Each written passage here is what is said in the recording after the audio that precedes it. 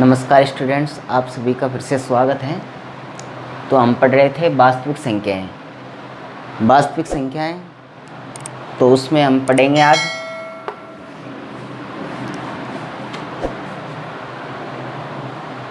पूर्णांकों के। देखिए, पूर्णांकों के गुणनखंड, दूसरा है एलसीएम और एचसीएफ, मतलब लघुत्तम समापवर्तक और महत्तम समापवर्तक। एचसीएफ और एलसीएम के बारे में हम आज पढ़ेंगे। चलिए फिर इनसे प्रश्नावली पढ़ने से पहले कुछ उदाहरण हैं वो देख लेते हैं। चलिए, एक एग्जाम्पल है, उसमें पूछा है आपसे धनात्मक पूर्णांकों को अभाज्य गुणनखंडों के गुणनफल के रूप में व्यक्त कीजिए।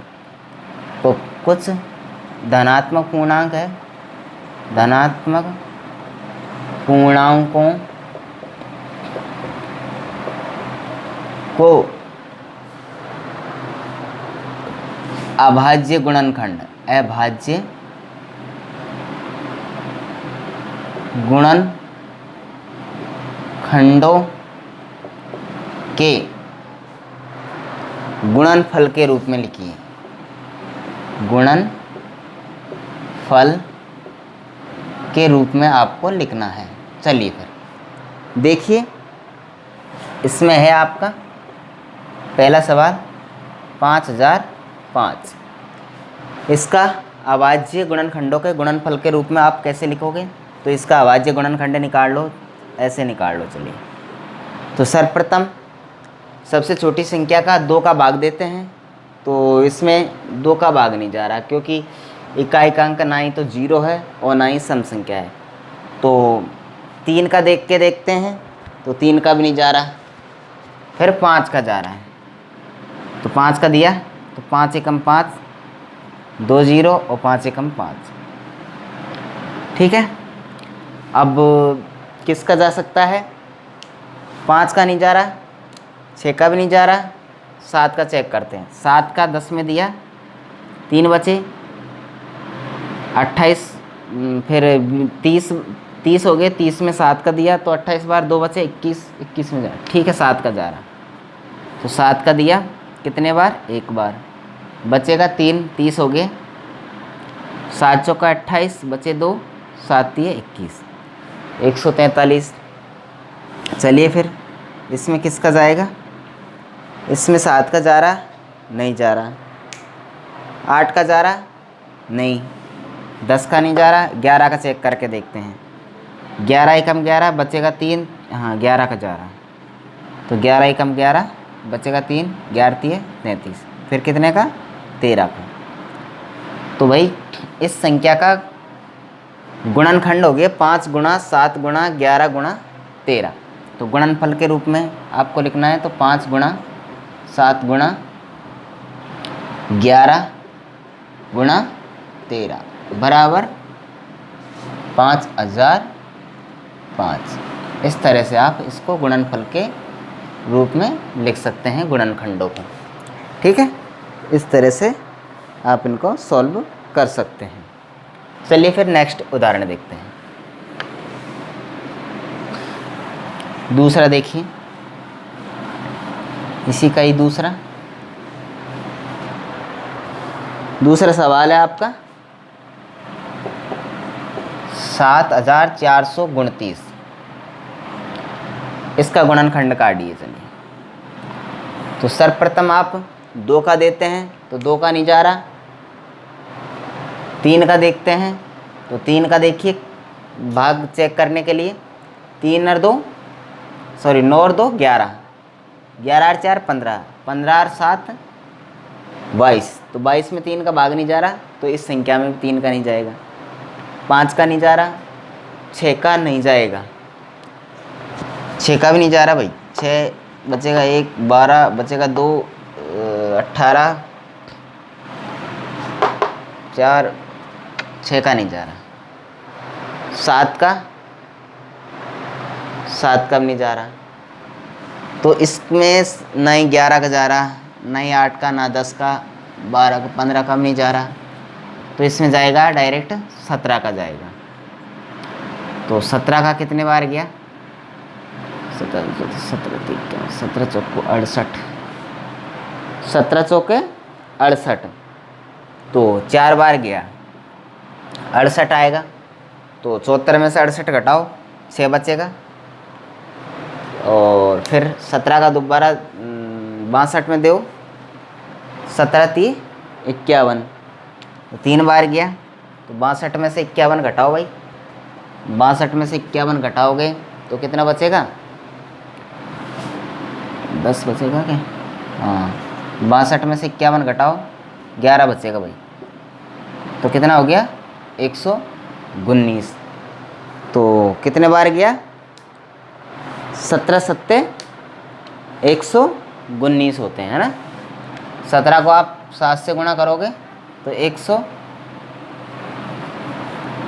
17 को 7 से गुणा करोगे तो 119, 49 4 और 17 4 119, ठीक है। तो कितने बार गया, 7 बार, 437। अब 437 में किसका भाग जाएगा, 17 का नहीं जा रहा, 19 का जाएगा, 19 दूनी 38, कितना बचेगा 5 और 19 57, फिर 23 का जाएगा एक बार। तो इस तरह से इसका गुणनखंड हो गया 7429 का।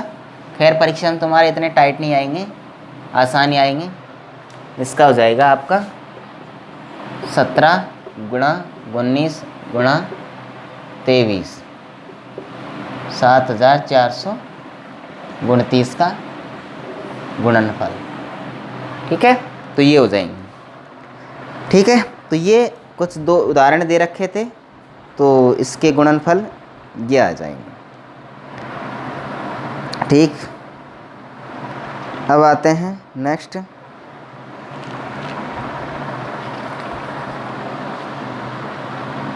देखिए भाई आगे। अब देखते हैं एलसीएम और एचसीएफ, लघुत्तम और महत्तम समावर्तक।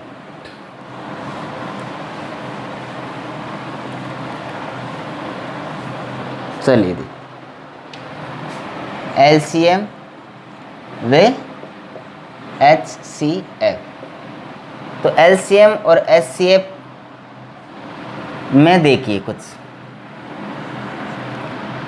मान लीजिए, माना 2 धनात्मक पूर्णांक दे रखे हैं आपको, 2 धनात्मक पूर्णांक ए व बी है, 2 धनात्मक पूर्णांक या संख्या है, ठीक है। तो हमेशा एलसीएम किसका, ए और बी का, गुणा एचसीएफ किसका, ए और बी का, बराबर क्या होता है, ए इंटू बी के गुणनफल के बराबर होता है।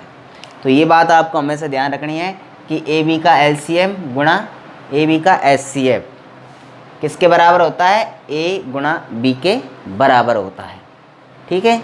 तो ये आपके लिए एक सूत्र मान लीजिए, तो ये बात आपको ध्यान रखनी है। इस सूत्र से आप किसी का एलसीएम, अगर उनका गुणनफल दे रखा है और एचसीएफ दे रखा है तो एलसीएम निकाल सकते हैं, गुणनफल दे रखा है एलसीएम दे रखा है तो एचसीएफ निकाल सकते हैं, और एलसीएम और एचसीएफ दे रखा है तो दोनों संख्याओं का गुणनफल निकाल सकते हैं। तो ये बात आपको ध्यान रखनी है, ठीक है।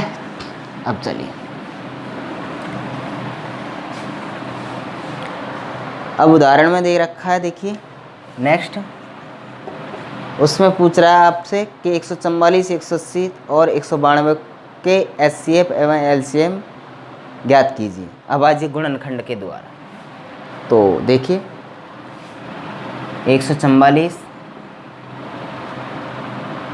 180 और 192, इनके आपको HCF व LCM ज्ञात करना है। ठीक है, 144 के गुणनखंड निकालिए पहले तो। चलिए यह निकाल लेते हैं 144 के गुणनखंड। 2 का दिया 7 और 2, 2 का दिया 3 बार 6 बार, 2 का दिया 18, 2 का दिया 9 बार, 3 का 3 बार और 3 का 1 बार। ठीक है ना, तो ये आ जाएंगे। LCM HCF ज्ञात करना ही है आपको। तो 2 इंटू के एक बार 1 2 3 4, 2 इंटू 2 इंटू 2 इंटू 3 इंटू 3, तो ये इनके गुणनफल आ जाएंगे। फिर 180 के निकालते चलिए। 180 के निकालिए। 180, 2 का भाग दिया 90, 2 का दिया 45, फिर 3 का दिया 15, 3 का दिया 5, 5 का दिया 1। फिर देखिए कितना आया, 2 गुणा 2 गुणा 3 इंटू 3 इंटू 5, इसके गुणनखंड ये आ जाएंगे। इसके देखिए दूसरे के 192 के देखिए 192, 2 का दिया 9 बार 6 बार 96, 2 का दिया 4 8, 2 का दिया 2 4, 2 का दिया 12, 2 का दिया 6, 2 का दिया 3 और 3 का दिया। तो इसका क्या आया, 2 इंटू 2 इंटू 2 इंटू 2 के एक बार 1 2 3 4 5 6 बार, 1 2 3 4 5 6 इंटू 3। ठीक है, तो इनके ये अभाज्य गुणनखंड आ जाएंगे। अब देखिए, अब LCM और HCF में देखिए। पहले तो बात कर लेते हैं LCM की। LCM की आपको जो अधिकतम घात होगी, इसको इस तरह से भी लिख सकते हैं, 2 के एक बार 1 2 3 4 4 बार, तो 2 की घात 4 गुणा 3 के एक बार 2 बार, 3 की घात 2, इसको 1 2, 2 को 2 बार और 3 1 2, 3 को 2 बार और 5, इसको 1 2 3 4 5 6 बार है, 2 की पावर 6 इंटू 3। अब देखिए LCM में क्या है कि जो कॉमन है तीनों में उसकी अधिकतम घात ली जाती है। LCM मतलब लघुत्तम में आपको जो अधिकतम घात है, तो इस अधिकतम सबसे छोटी 2, इसमें 4 इसमें 6, तो अधिकतम घात 6 है, तो आपको इस गुणनखंड की अधिकतम घात लेनी है। तो 2 की पावर 6 इंटू, और जो जिसमें नहीं है वो भी लेना है। 3 तो सभी में है, खैर इनमें से भी आपको बड़ी घात, ये दोनों में सेम है, तो आपको 3 की पावर 2 लेनी है। इसमें 3 की पावर 2 इंटू, साथ में 5 इसी में ही है, इसमें नहीं है, इसमें नहीं, तो 5 भी आपको इसमें लेना पड़ेगा। ठीक है, इस तरह से तो इनको गुणा कर लो, सॉल्व कर लो। देखिए तो 2 की पावर 6 का मान कितना होता है, 1 2 3 4 5 6, 2 2 4, 4 2 8, 8 2 16, 16 दूनी 32, 32 दूनी 64, और ये हो गया 9 64 इंटू 9 इंटू 5 करें, 9 पंजे 45, 45 को आप 64 से गुणा कर लीजिए, 4 पंजे 20 की 0 हासिल 2, 6 पंजे का 30 2 32 इंटू 4 चौके 16 के 6 हासिल 1, 6 चौक 24 1 25, तो 0 8 8 और 2, तो 2880। तो LCM आपका कितना आ गया, 2880। ये आपके LCM आ जाएंगे। ठीक है ना। अब HCF की बात करते हैं। LCM 2880। अब HCF महत्तव समावर्तक। चलिए देखिए, HCF में आपको कॉमन संख्या देखनी है तीनों में से, और कॉमन में से भी वो जिसकी घात सबसे कम हो। तो देखिए कॉमन यानी 2 इसमें भी है, 2 इसमें भी है, 2 इसमें भी है, और इसकी घात सबसे कम है, तो आपको 2 की पावर 2 ही लेनी है बस। ठीक है ना। तो इसमें आपने ले लिया 2 की पावर 2 इंटू 3 इसमें भी है, 3 इसमें भी, 3 इसमें भी, 5 इसमें ही है और में नहीं है, तो 5 आपको बिल्कुल भूल जाना है। HCF में तो आपको 5 लेना ही नहीं है। तो 3 इसमें, 3 इसमें, 3 इसमें, 3 की पावर 2, 3 की पावर 2 और 3 की पावर सिर्फ 1 ही, तो आपको सिर्फ 3 की पावर 1 ही लेनी है। तो 3 की पावर 1, तो इसका 2 का वर्ग 4, और 4 गुणा 3 करेंगे तो 4 3 12। तो HCF तो आपका 12 और LCM 2880 आ जाए। तो इस तरह से आपको LCM और HCF अभाज्य गुणनखंड विधि से निकाल सकते हैं। ठीक है, ये है भाई। चलिए नेक्स्ट देखते हैं एक सवाल और।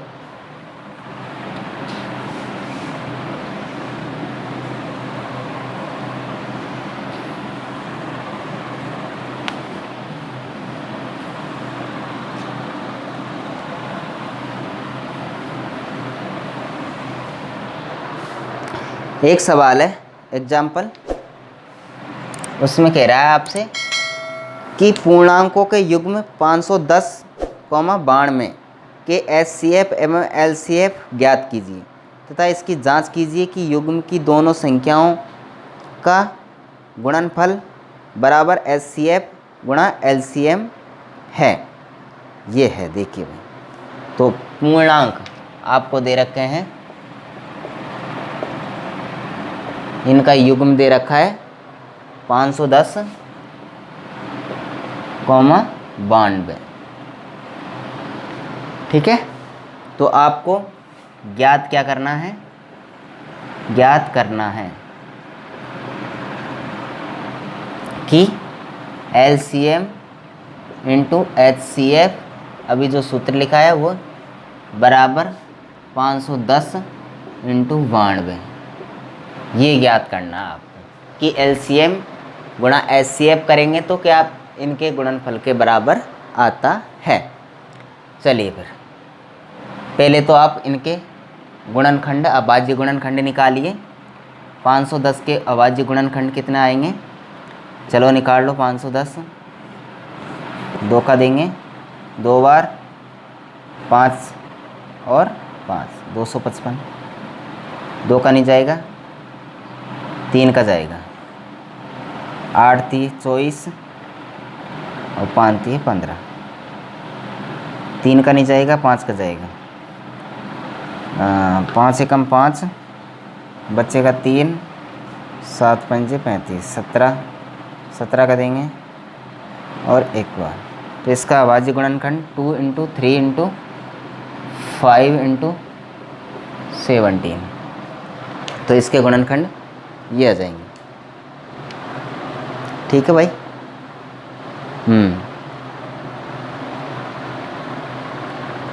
2 गुणा 3 गुणा 5 गुणा 17।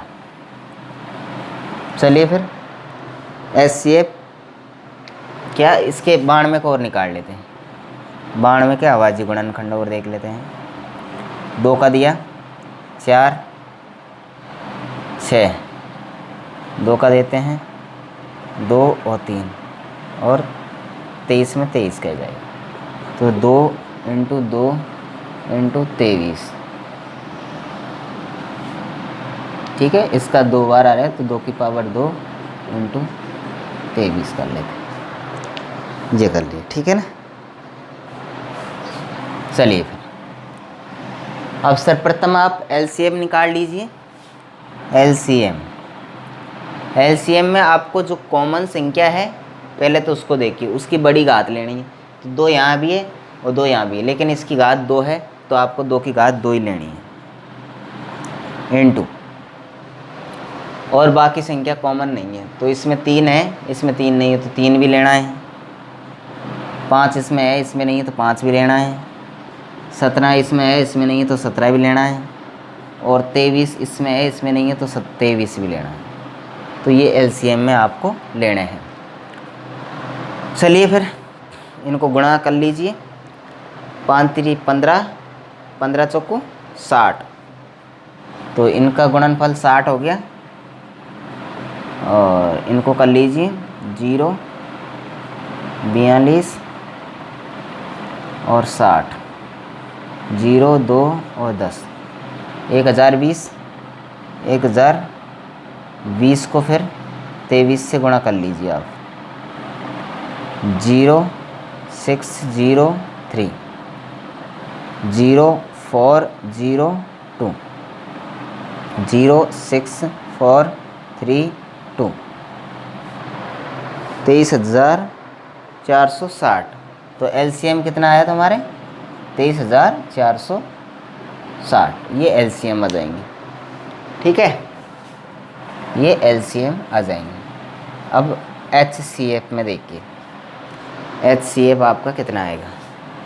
एचसीएफ बराबर, तो कॉमन संख्या यहाँ 2 और यहाँ भी 2, लेकिन इसकी बड़ी घात है, इसकी छोटी घात है। आपको एचसीएफ में छोटी घात ही लेनी, तो इसको लेना है आप 2, बाकी और कॉमन ही नहीं है। तो एचसीएफ 2 और एलसीएम 23,460। तो आपको सिद्ध करना है ये सूत्र के हिसाब से कि एलसीएम गुणा एचसीएफ बराबर 510 गुणा 92 आते हैं या नहीं आते हैं। तो देखिए, उससे देखिए, चलिए। तो एलसीएम कितना? 23,460, 23,460 गुणा एचसीएफ कितना है? 2 बराबर 510 गुणा 92। करो भाई, गुणा करो इनको 2 से। 0 6 2 12 का 2 ऐसे 1, 4 2 8 और 1 9, 3 2 6, 2 2 4, 46,920 आ गया। ये कितना आ रहा वो देखिए, इनको अलग से कर लीजिए। 510 इंटू 92, 0 2 10, 0 9 4 5, 0 2 9 6 4। तो भाई इसका भी कितना आया? 46,920। तो इसलिए हमने ये सिद्ध करके आपको बता दिया है कि एलसीएम और एचसीएफ का गुणनफल दोनों पूर्णांकों के गुणनफल के बराबर होता है। तो ये आपका दोनों तरफ, दोनों साइडों में बराबर आता है। तो इसलिए एलसीएम गुणा एचसीएफ बराबर दोनों पूर्णांकों का गुणनफल। ठीक है, ये आपका सिद्ध हो चुका है। तो इस तरह से आप इनको कर सकते हैं। तो इसलिए आपकी ये 2.2 प्रश्नावली से पहले के जो एग्जाम्पल है वो पूरे होते हैं। फिर नेक्स्ट वीडियो हम पढ़ते हैं 2.2 प्रश्नमाला। ठीक है, नमस्कार।